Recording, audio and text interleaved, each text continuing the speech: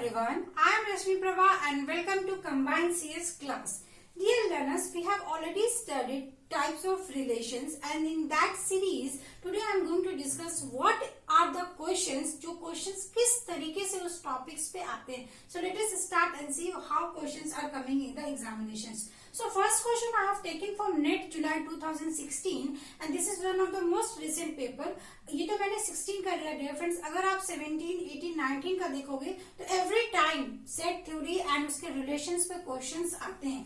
Last time पे मैंने आपको एक क्वेश्चन दिया था जिसमें मैंने ये पूछा था कि how many possible relations in reflexive relations, जिसमें मैंने पॉसिबल दिया था 5.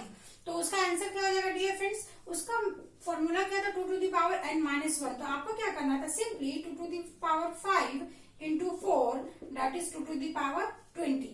तो हमें ये समझ में आया कि ये रिसेंट आपका दिसंबर 2019 का क्वेश्चन है और अगर आप जून 2019 का क्वेश्चन देखेंगे डियर फ्रेंड्स तो सेम पे आपको ये पूछा था कि हाउ मेनी बूलियन वेरिएबल या बूलियन फंक्शंस कितने पॉसिबल होते हैं. तो ऑब्वियसली बात है ये जो फॉर्मूला है आप उसमें क्या करोगे कि बाइनरी अगर पूछा उसने तो यहाँ पे आपका आ जाएगा total number of function that is binary और उसका कौन सा वेरिएबल है तो वेरिएबल में आपका बूलियन गिवन था और इसका पावर n एलिमेंट्स है. तो इट मीन्स व्हाट कि आपका जो ये टॉपिक है मैं ऑलरेडी आपको बता रही हूँ this topic is very important. तो आप इसके क्लासेस को जरूर लगाइए और साथ में इसके क्वेश्चंस को जरूर सॉल्व करिए बिकॉज आप जितना क्वेश्चंस करेंगे आपको उतना इसकी प्रैक्टिस होगी. So let us see this question is suppose R1 and R2 are reflexive relation on a set A. तो ये पूछा है आपसे कि ऑलरेडी इसने बता दिया कि R1 R2 रिफ्लेक्सिव रिलेशन है और कौन सा स्टेटमेंट ट्रू है वो हमें फाइंड आउट करना है. अब आप देखो जो स्टेटमेंट्स गिवन है बहुत आपस में कंफ्यूजिंग है. तो एग्जामिनेशंस में क्या होता है ना डियर फ्रेंड्स कि आप छोटा छोटा सिली मिस्टेक करते हो और इस वजह से आपका कोई ना कोई क्वेश्चन रॉन्ग हो जाता है. तो हमें वैसा नहीं करना है. पहले बात ये अगर रिफ्लेक्सिव बोल दिया तो आपको क्या करना चाहिए था, अगर आपने इतनी प्रैक्टिस करी है आपको इतना याद है तो आपने ऑलरेडी मैंने अपने क्लासेस में बताया था कि अगर कोई रिलेशन रिफ्लेक्सिव है तो वो यूनियन और इंटरसेक्शन प्रॉपर्टी को होल्ड करता है. तो अगर किसी लर्नर्स ने उसको देखा होगा तब तो वो आंसर मतलब विद इन अ 1 सेकेंड भी नहीं लगेगा इस क्वेश्चन को सॉल्व करने में. तो आपकी प्रैक्टिस इतनी अच्छी होनी चाहिए थी कि आप इन सब क्वेश्चन पे ज्यादा टाइम ही वेस्ट मत करो एग्जामिनेशन में. अब मैं ये मान के चलती हूँ कि किसी ने वो वीडियो नहीं देखा तो आप क्या करोगे एग्जाम में मानिए कि आपने प्रैक्टिस नहीं करी आपको नहीं आता तो एग्जाम में आपको क्या करना चाहिए था कि आप रिफ्लेक्सिव, ठीक है, तो रिफ्लेक्सिव इस क्वेश्चन को सॉल्व करने से पहले मैं आपको ये क्वेश्चन बताती हूँ. इसलिए क्योंकि देखिए यहाँ पे मैंने ये बोला कि यूनियन इंटरसेक्शन प्रॉपर्टी होल्ड करता है. तो if you know that trick तो आप इस क्वेश्चन को सॉल्व कर सकते थे. अगर आपको नहीं पता तो हम ये क्वेश्चन देखते हैं. अब this is another type of question जो गेट 2002 से मैंने लिया है.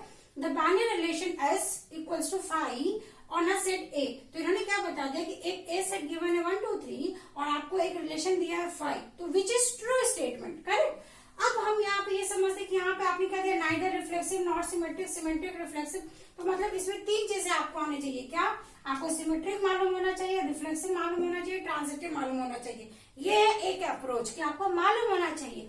अब दूसरा अप्रोच ये बोलता है कि समझ के जाइए कि मैंने नहीं पढ़ा है रिलेशन, मुझे कुछ भी नहीं आता है, मैंने बस एक कहीं कहीं से पढ़ लिया था कि रिफ्लेक्सिव ऐसा रिलेशन होता है जो सेल्फ लूप को फॉलो करता है.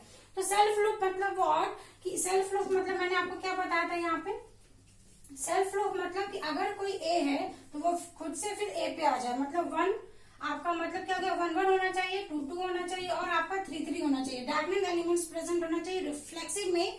और सेकंड पॉइंट मैंने ये बताया था कि अगर कोई सेट गिवन है तो उसमें फॉर ऑल होना चाहिए. फॉर ऑल मतलब कि इस सेट का हर एक एलिमेंट में डायगोनल एलिमेंट होना चाहिए. बट क्वेश्चन में क्या दे दिया कि सेट तो ये है पर सेट में कोई एलिमेंट ही नहीं है, फाई है. अरे तो फाई है तो वो रिफ्लेक्सिव ही नहीं होगा. तो जब से वो रिफ्लेक्सिव नहीं हुआ तो आपका ये ऑप्शन क्या हो जाएगा, कैंसिल हो जाएगा. इसमें क्या पूछा है ये भी कैंसिल हो जाएगा. ठीक है, तो 2 ऑप्शन तो आपने कैंसिल कर लिया. अब आपको ये देखना है यहाँ पे कि रिफ्लेक्सिव, ठीक है, रिफ्लेक्सिव कैंसिल हो गया. क्यों? क्योंकि यहाँ पे 1 1 2 2 3 3 होना चाहिए जो नहीं प्रेजेंट है. हेंस हमने 2 ऑप्शन एलिमिनेट कर लिया 1 सेकेंड के अंदर. तो आपका टाइम सेविंग हो गया. अब आपको क्या देखना है कि सिमेट्रिक और ट्रांजिटिव में देखना. ठीक है, तो सिमेट्रिक मैंने क्या बताया था, सिमेट्रिक मतलब कि अगर हम 1 से 2 पे जा रहे हैं तो 2 से 1 पे भी जाना चाहिए, करेक्ट. अब यहाँ पे देखिए यहाँ पे तो ये एलिमेंट ही नहीं है, यहाँ पे 5 दिया है तो 5 अपने आप में कंडीशनल स्टेटमेंट है. तो आपका क्या होगा कि 5 मैंने ये बताया था कि वो सिमेट्रिक होता है. तो सिमेट्रिक होता है, यहाँ पे नॉट लिखा था, आपका ये ऑप्शंस भी कैंसिल हो गया. तो अब बात ये उठती है कि आपको यहाँ पे क्या ट्रांजिटिव के के बारे में केयर करने की जरूरत थी? नहीं थी। तो ऐसा नहीं है कि कोई क्वेश्चन आ रहा है तो उसके बारे में अगर आपको सारा नॉलेज है तभी आप क्वेश्चन सॉल्व करोगे, नहीं। आपको एग्जाम में ये अप्रोच से बैठना है कि हमने जितना पढ़ा है क्या उस इंफॉर्मेशन, उस नॉलेज के बेसिस पे क्या हम इस क्वेश्चन को सॉल्व कर सकते हैं कि नहीं। और this is the correct way of solving any question in examination. अब यहाँ पे समझते हैं कि हमें ट्रांजिटिव अभी तक पढ़ा ही नहीं है, इवन मैंने भी नहीं पढ़ाया आपको, बट क्या ट्रांजिटिव नहीं पढ़ाया और ये क्वेश्चन हम सॉल्व कर पा रहे? इजिली हम सॉल्व कर पा रहे क्योंकि हमें इसकी जरूरत ही नहीं पड़ी। हमने सिर्फ अभी तक सिमेट्रिक और रिफ्लेक्सिव पढ़ा और ये क्वेश्चन हमारा सॉल्व हो गया।